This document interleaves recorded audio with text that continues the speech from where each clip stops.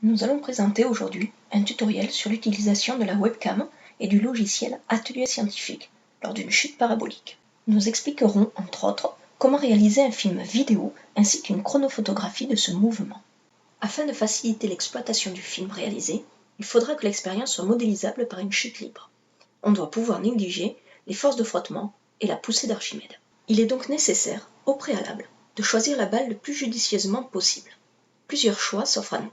Tout d'abord, afin de pouvoir négliger la poussée d'Archimède, il faut éviter de prendre des balles de masse négligeable trop faible. On éliminera donc la balle de ping-pong, la balle orange et la balle bleue. La balle la plus dense est la boule en plastique jaune, de 198 grammes, mais elle est en partie remplie d'eau. L'eau se déplaçant à l'intérieur, la position de son centre de gravité se trouve donc modifiée au cours du mouvement.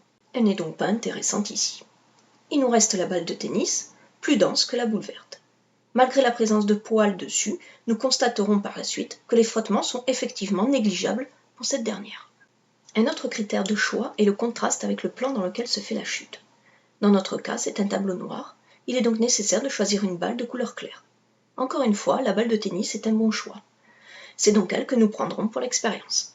Il est maintenant nécessaire de régler au mieux la position de la webcam pour filmer l'expérience. Il faut être bien en face du fond noir devant lequel on va lancer la balle, que ce dernier soit parfaitement éclairé et que la webcam ne soit pas à contre-jour. La distance par rapport au plan du mouvement est réglée en fonction de sa focale et du champ souhaité. Pour fixer correctement la caméra et pouvoir ajuster minutieusement sa position, nous utilisons des supports métalliques munis de noix.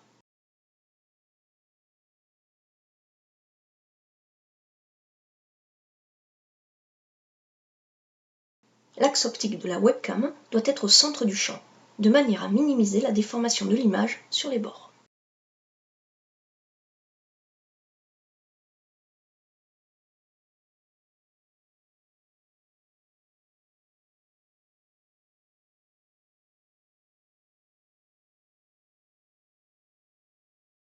Pour la même raison, l'axe optique de la caméra doit être perpendiculaire au plan du mouvement.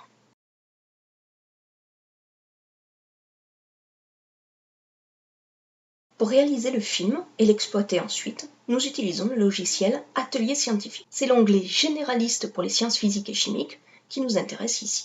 La caméra est automatiquement reconnue par le logiciel et la fenêtre vidéo s'ouvre par défaut. Malheureusement, l'image est toute petite, il est donc nécessaire de l'agrandir. Nous voyons que les réglages préliminaires ne sont pas parfaits. C'est le moment de les affiner. Si on est seul à opérer, il est judicieux de tourner l'écran de l'ordinateur vers soi.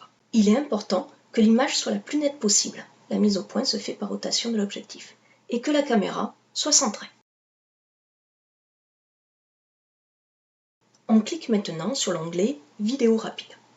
Il faut donner un nom au fichier vidéo.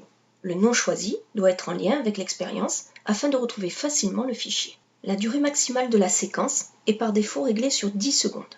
Nous choisissons ici 2 secondes, durée à peine supérieure à celle de l'expérience. On ne touchera pas au nombre d'images par seconde dans le cadre de notre expérience. Il est important que le repère vertical permettant d'effectuer un étalonnage des distances, ici la règle jaune, soit exactement dans le même plan que la trajectoire afin de minimiser les erreurs de pointage. Une fois tous les réglages achevés, nous pouvons démarrer l'acquisition. Le film est maintenant enregistré. Nous pouvons travailler dessus de plusieurs manières.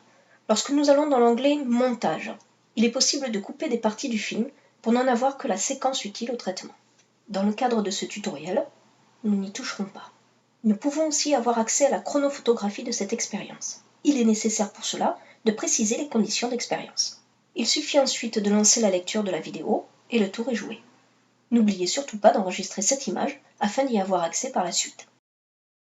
Une autre manière de traiter l'enregistrement vidéo de la chute est d'aller dans l'onglet « Traitement manuel ». Attention, si vous venez de travailler sur la chronophotographie ou un autre fichier vidéo, il faudra rouvrir celui qui vous intéresse. On commence par sélectionner l'origine. Pour cela, si vous n'avez pas coupé le début de la vidéo au préalable, il faut avancer image par image jusqu'au moment où la main n'est plus en contact avec la balle. Avec le pointeur, cliquez alors soigneusement au centre de la balle. 2 axes X et Y apparaissent par défaut, orientés vers le haut pour l'un et vers la droite pour l'autre.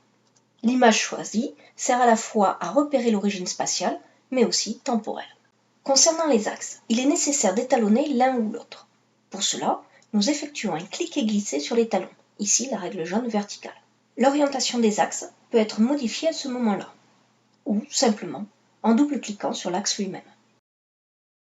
Le traitement peut alors démarrer. On clique à l'aide du viseur soigneusement au centre de la balle. L'avance image par image est automatique.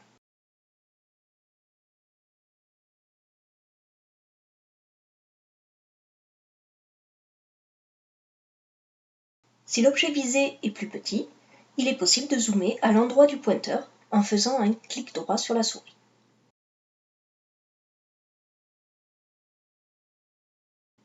Une fois toutes les positions de la balle repérées, nous arrêtons le traitement.